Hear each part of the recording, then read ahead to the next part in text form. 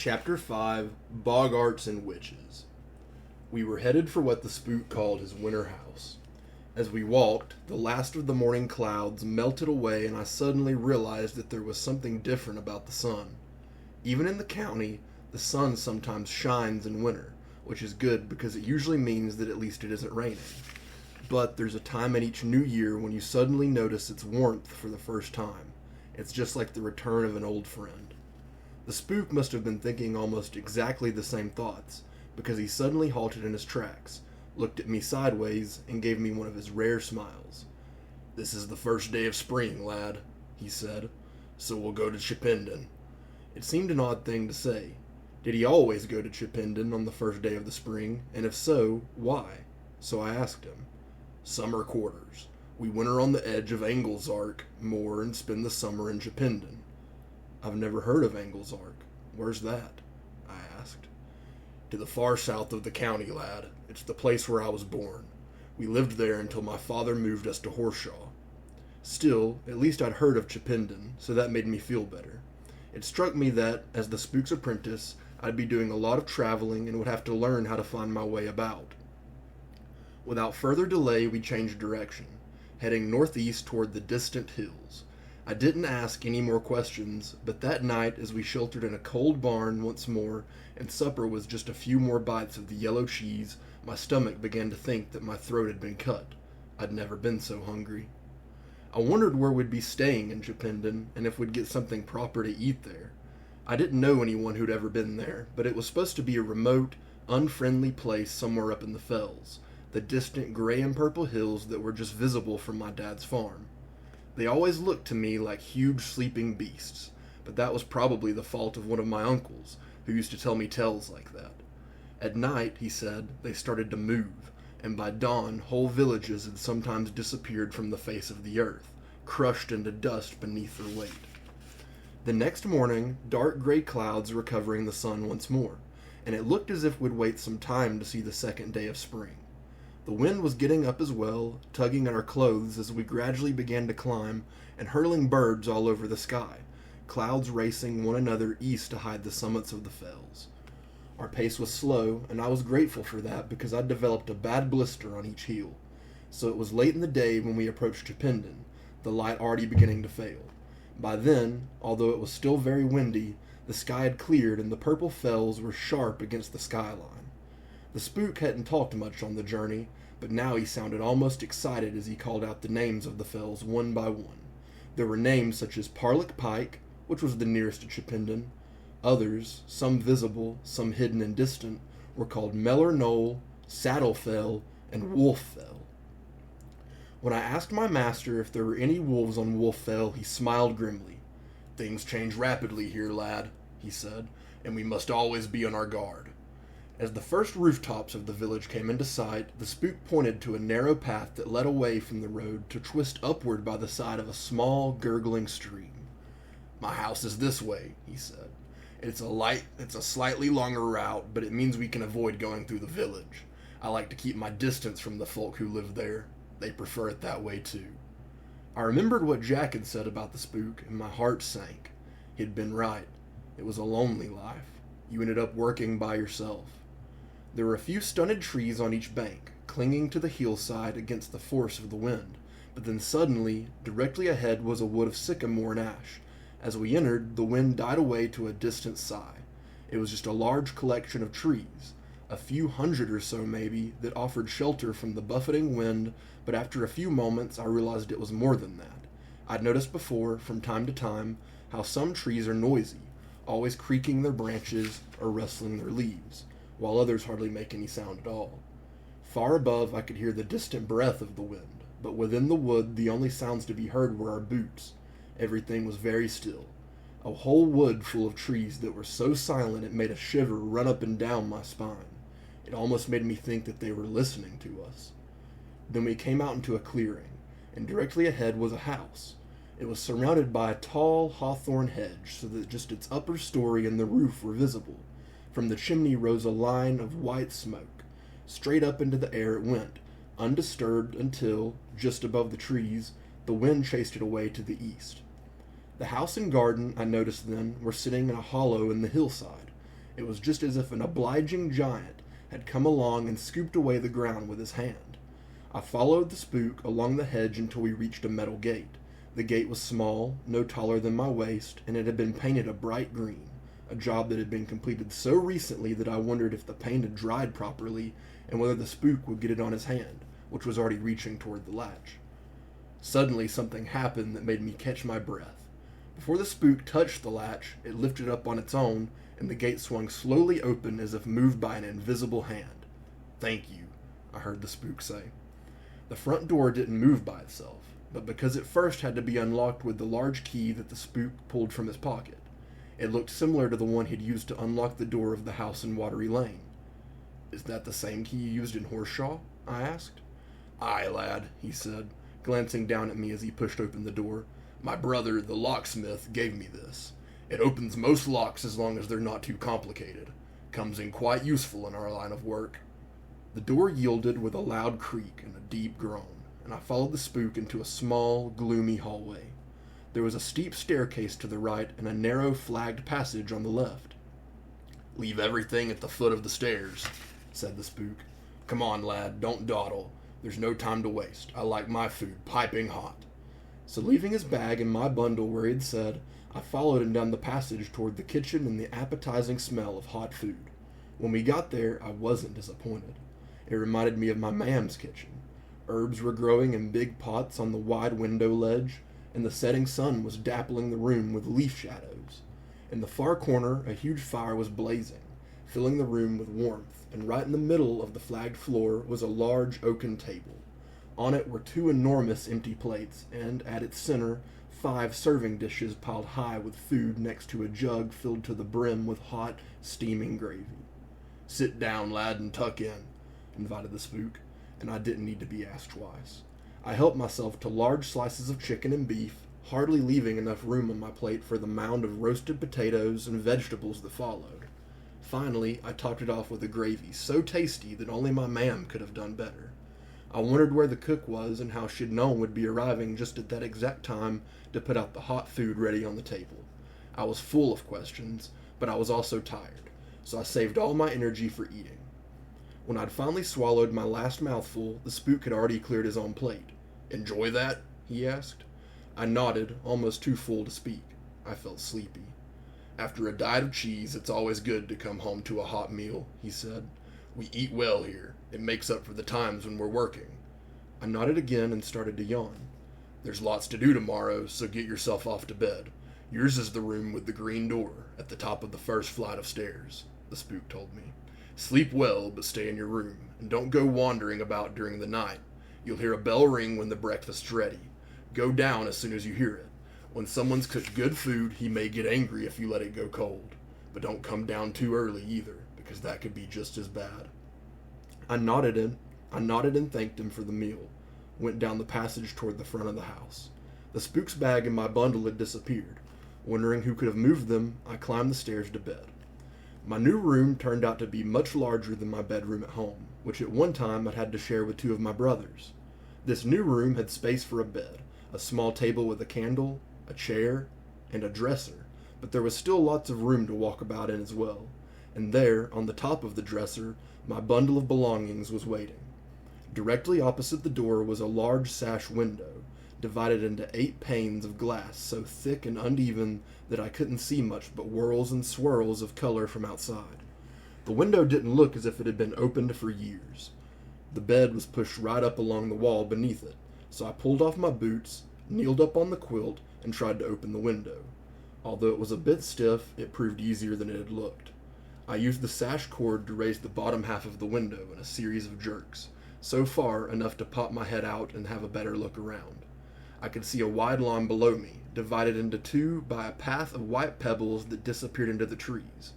Above the tree line, to the right, were the fells, the nearest one so close that I felt I could almost reach out and touch it. I sucked in a deep breath of cool, fresh air, and smelled the grass before pulling my head back inside and unwrapping my small bundle of belongings. They fitted easily into the dresser's top drawer. As I was closing it, I suddenly noticed the writing on the far wall, and the shadows opposite the foot of the bed. It was covered in names, all scrawled in black ink on the bare plaster. Some names were larger than others, as if those who had written them thought a lot of themselves. Many had faded with time, and I wondered if they were the names of other apprentices who'd slept in this very room.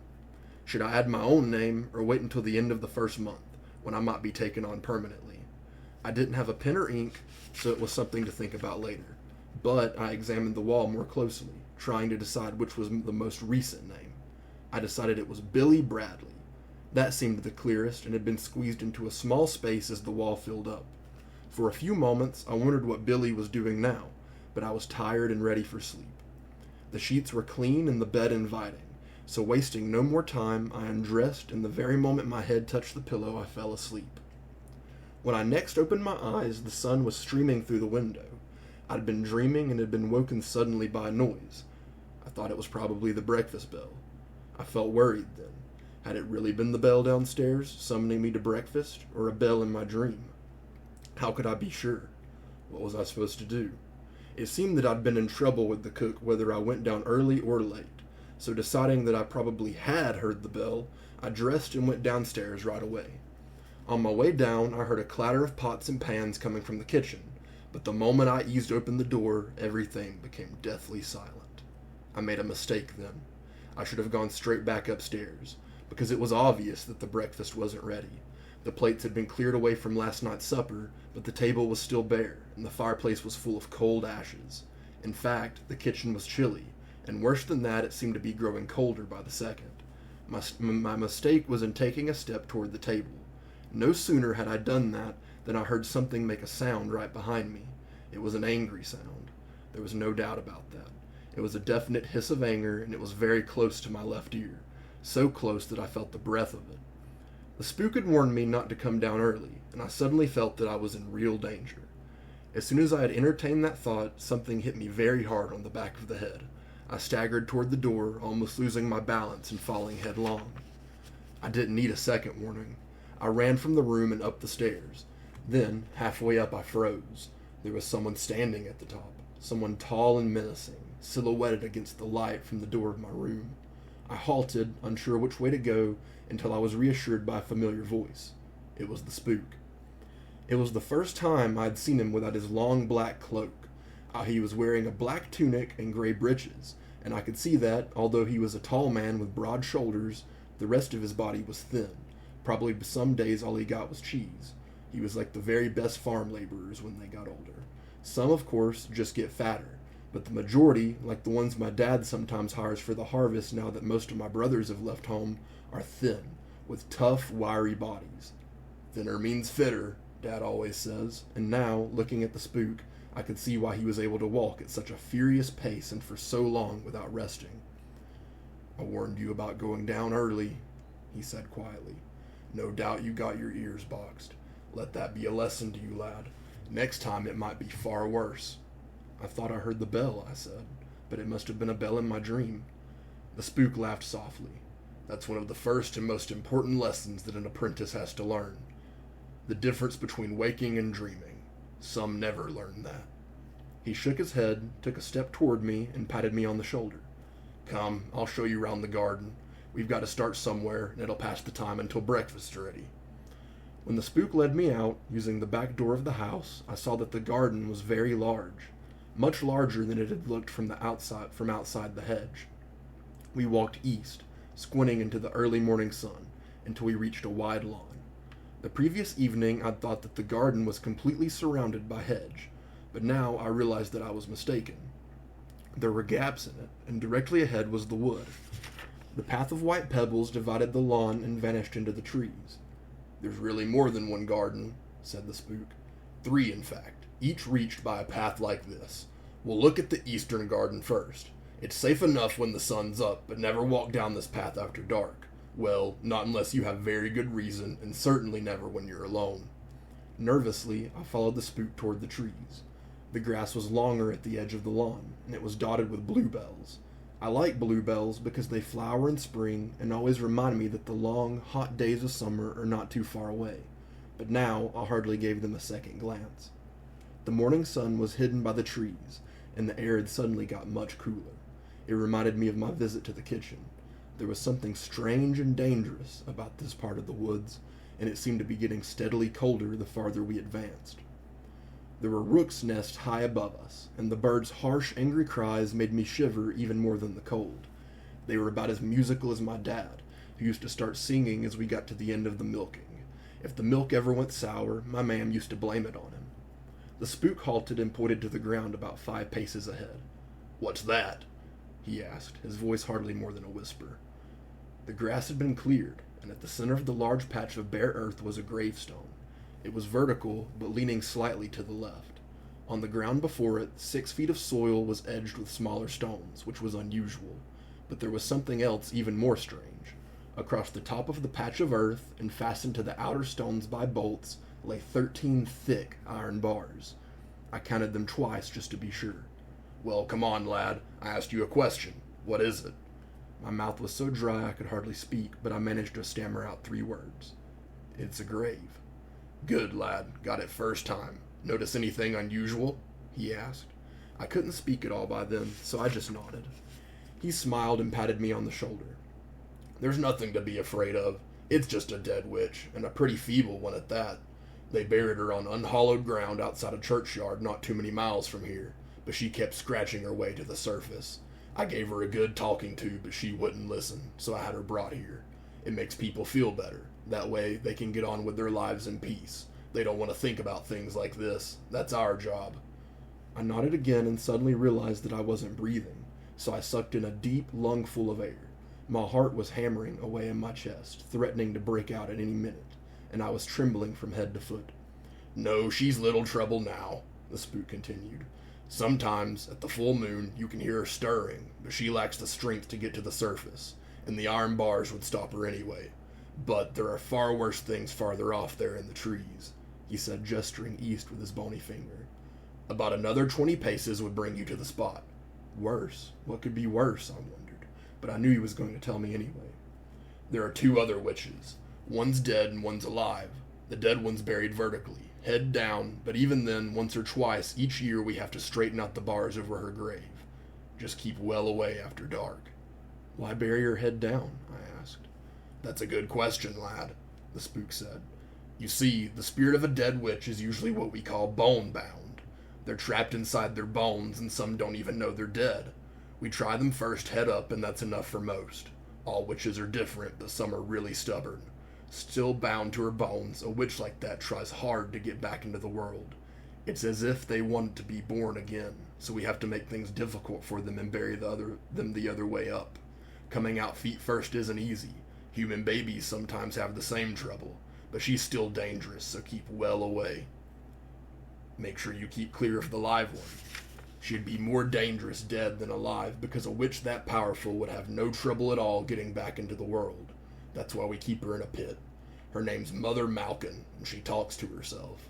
Well, it's more of a whisper, really. She's just about as evil as you can get, but she's been in her pit for a long time, and most of her powers bled away into the earth. She'd love to get her hands on a lad like you, so stay well away. Promise me now that you won't go near. Let me hear you say it." "I promise not to go near," I whispered, feeling uneasy about the whole thing. It seemed a terrible, cruel thing to keep any living creature, even a witch, in the ground, and I couldn't imagine my mam liking the idea. "That's a good lad. We don't want any more accidents like the one this morning. There are worse things than getting your ears boxed. Far worse." I believed him, but I didn't want to hear about it. Still, he had other things to show me, so I was spared more of his scary words. He led me out of the wood and strode toward another lawn. "This is the southern garden," the spook said. "Don't come here after dark either." The sun was quickly hidden by dense branches and the air grew steadily cooler, so I knew we were approaching something bad. He halted about 10 paces short of a large stone that lay flat on the ground, close to the roots of an oak tree. It covered an area a bit larger than a grave, and judging by the part that was above ground, the stone was very thick too. "What do you think's buried under there?" the spook asked. I tried to appear confident. "Another witch?" "No," said the spook. "You don't need as much stone as that for a witch. Iron usually does the trick. But the thing under there could slip through iron bars in the twinkling of an eye. Look closely at the stone. Can you see what's carved on it?" B1 Gregory. I nodded. I recognized the letter, but I didn't know what it meant. That's the Greek letter beta, said the spook. It's the sign we use for a boggart.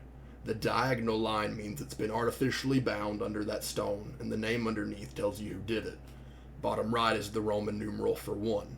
That means it's a boggart of the first rank and very dangerous. As I mentioned, we use grades from 1 to 10. Remember that. One day it might save your life. A grade 10 is so weak that most folk wouldn't even notice it was there. A grade 1 could easily kill you. Cost me a fortune to have that stone brought here, but it was worth every penny. That's a bound boggart now. It's artificially bound, and it'll stay there until Gabriel blows his horn. There's a lot you need to learn about boggarts, lad, and I'm going to start your training right after breakfast. But there is one important difference between those that are bound and those that are free. A free boggart can often travel miles from its home, and if it's so inclined to do endless mischief. If a boggart's particularly troublesome and won't listen to reason, then it's our job to bind it. Do it well, and it's what we call artificially bound. Then it can't move at all. Of course, it's far easier said than done. The spook frowned suddenly, as if he had remembered something unpleasant. One of my apprentices got into serious trouble trying to bind a boggart, he said, shaking his head sadly. But as it's only your first day, we won't talk about that yet. Just then, from the direction of the house, the sound of a bell could be heard in the distance. The spook smiled. Are we awake, or are we dreaming? He asked. Awake. Are you sure? Awake. Are you sure? I nodded. In that case, let's go and eat, he said. I'll show you the other garden when our bellies are full.